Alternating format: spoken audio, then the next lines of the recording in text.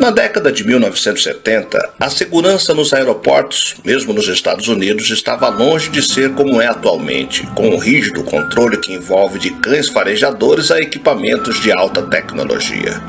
Não era preciso nem mesmo apresentar um documento para voar. Bastava comprar o bilhete no balcão e seguir em direção ao portão de embarque para entrar no avião.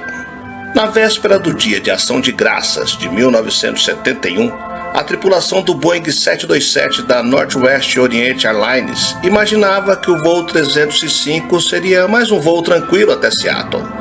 O trajeto, saindo de Portland, no estado de Oregon, Estados Unidos, duraria cerca de 30 minutos. Tudo parecia normal. Os 36 passageiros e os 6 tripulantes haviam embarcado sem problemas e a aeronave estava pronta para decolar.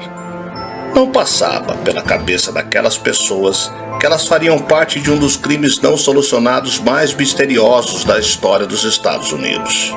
Eu sou o Sidney Góes e você está no Placebo. Vem comigo, que no caminho eu te explico.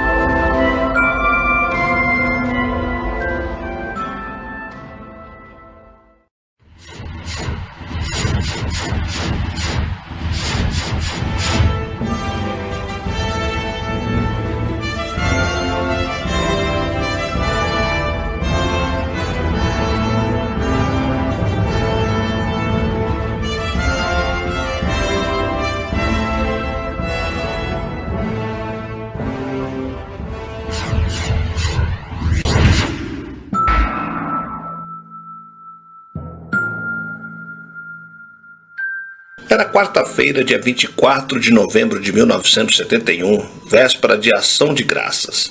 Um homem por volta dos 40 anos, vestindo terno escuro, camisa de colarinho branca, gravata e uma capa de chuva preta, se aproximou do balcão de embarque da Northwest Airlines no aeroporto de Portland. Ele parecia ser apenas mais um sujeito de negócios de Oregon.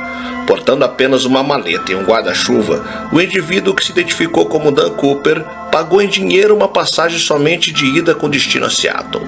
Às 14h30, o voo 305 partiu de Portland, com apenas 37 dos 165 assentos ocupados. O tempo estimado de viagem era de 30 a 40 minutos. Passados cerca de 15 minutos da decolagem, Dan faz contato com a comissária de bordo, Florence Schaffner. Quando ela se aproxima, ele entrega um pequeno bilhete. Sem dar muita importância, pensando ser só uma cantada com o número de telefone, a moça de 23 anos apenas guardou o bilhete no bolso e seguiu para seu posto inicial próximo à porta traseira do avião. Observando que a comissária não deu a devida consideração ao seu bilhete, Cooper insistiu para ela olhar. Sem muita pretensão, a mulher pega o pequeno pedaço de papel e vê a seguinte mensagem em letras maiúsculas: "Tenho uma bomba em minha maleta. Vou usá-la se necessário. Quero que se sente ao meu lado. Você está sendo sequestrada." Inicialmente, Schaffner teve dúvidas da ameaça, mas sentou ao lado daquele homem e pediu para ver a bomba. Sem hesitar, Dan abre sua maleta, contendo 8 cilindros vermelhos com fios presos a uma bateria. Posteriormente, o homem passa todas as suas imposições para Florence, que ouve atentamente as instruções que levaria para o condutor daquele voo. Já na cabine central, a mensagem é passada para o comandante Will Scott, que imediatamente alerta as autoridades do aeroporto de Seattle sobre o sequestro e informa as exigências de Cooper: 4 paraquedas, um caminhão em Seattle pronto para reabastecer o avião e $200 mil. Todas foram aceitas pela linha aérea, que autorizou o pagamento do resgate. Aquela era uma época em que os sequestros de aviões haviam se tornado rotina nos Estados Unidos. O país já chegou a registrar um sequestro por semana. Por mais que a maioria tivesse mentores violentos, esse não era o caso de Dan. Segundo relatos de Schaffner, ele era um homem educado, culto e bastante calmo. A comissária Tina McLaughlin também contou ao FBI que ele ainda pediu uísque e água, pagando pela bebida e insistindo para Schaffner ficar com o troco.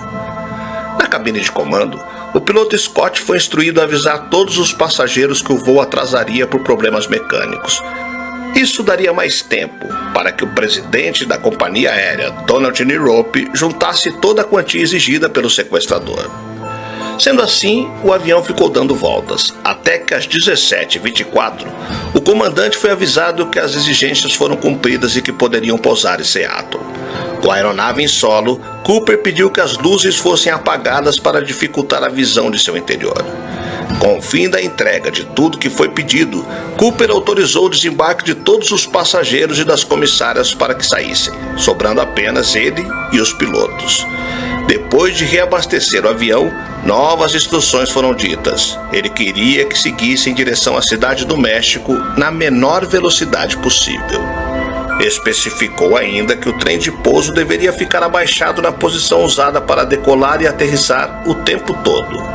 Solicitou ainda que a escada central ficasse aberta, o que foi prontamente negado pela tripulação, já que isso poderia comprometer a segurança na decolagem. Cooper rebateu que era assim seguro e assegurou que, se não fosse permitido, ele mesmo abaixaria a escada assim que estivesse no ar.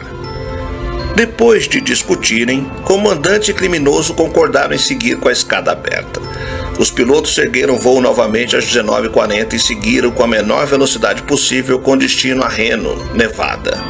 O piloto Williams informou que, com as configurações pedidas por Cooper, seria necessário um novo reabastecimento. Reno então foi escolhido como novo destino. Ao mesmo tempo, 2 caças militares decolaram de uma base aérea próxima para acompanhar o voo de longe. Pouco depois que o avião havia decolado, Dan atingiu a escada traseira da aeronave e pulou do avião sobre as montanhas do estado de Washington. A tripulação notou uma rápida mudança no fluxo de ar, indicando que alguma porta havia sido aberta. Foi aí que compreenderam que o plano do sequestrador desde o início era pular do avião. A velocidade e a configuração do avião permitiram um salto seguro. A altitude era perfeita para uma queda rápida em meio ao dia que escurecia. Cooper saltou com seus $200 mil na mochila em que as notas foram entregues. Já em Reno, onde o FBI estava à espera para prender o criminoso, não havia ninguém além da tripulação no avião. Lá dentro, encontraram apenas 2 paraquedas, uma gravata preta e um alfinete de gravata. Cerca de 66 impressões digitais desconhecidas foram colhidas, mas não serviram de nada. No dia 24 de novembro, Dan Cooper pulou de um avião a 3.000 metros de altura em uma área arborizada, com o dinheiro e com um dos paraquedas. Desde então desapareceu. Uma das poucas evidências ligadas oficialmente ao caso surgiu em 1980, 9 anos após o sequestro. O menino encontrou pacotes com $5.800 em nota de 20 ao longo do rio Columbia. Todas as cédulas tinham o mesmo número de série das notas que foram sacadas para pagar Dan Cooper no dia do sequestro. Só que mais nada foi encontrado depois. Ainda que o nome usado para comprar as passagens tenha sido Dan Cooper, a mídia passou a chamar o criminoso de D.B. Cooper. A alteração fez com que o FBI procurasse homens com esse nome nos Estados Unidos, mas nenhum deles tinha qualquer relação com o caso. Ao longo dos anos, o FBI investigou mais de 1.000 nomes que poderiam ser Dan Cooper, e o que chegou mais perto de ser acusado como criminoso era Sheridan Peterson. Em 2004, o FBI colheu um depoimento de Peterson. Na época, estava com 77 anos. Sheridan era um ex-marinheiro entusiasta do paraquedismo, que tinha servido na Segunda Guerra Mundial e trabalhado como técnico da Boeing Company. Testemunhas disseram que o suspeito do sequestro tinha entre 35 e 45 anos. Peterson tinha 44 na época do crime. Mesmo colhendo amostras do DNA, os investigadores do FBI nunca conseguiram comprovar que Sheridan era o sequestrador do voo 305. Na verdade, o FBI tinha boas razões para suspeitar de mim, escreveu Peterson em uma revista publicada pela Associação Nacional de Paraquedismo em 2007. Oficialmente, a agência acredita que D.B. Cooper, fosse quem fosse, provavelmente morreu na noite do assalto. Em 2016, o FBI encerrou todas as investigações. E com a morte de Sheridan Peterson em 8 de janeiro, as chances de um desfecho para o caso se tornaram improváveis. O caso inspirou ainda a introdução de um novo dispositivo de segurança nos Boeing 727, a Cooper Vane, uma presilha externa que impede que a escada ventral traseira possa ser baixada durante um voo. Assim, Dan Cooper se tornou o único sequestrador não identificado da história da aviação americana. E desde que os pacotes de dinheiro foram encontrados em 1980, nenhuma outra evidência concreta sobre o caso foi descoberta.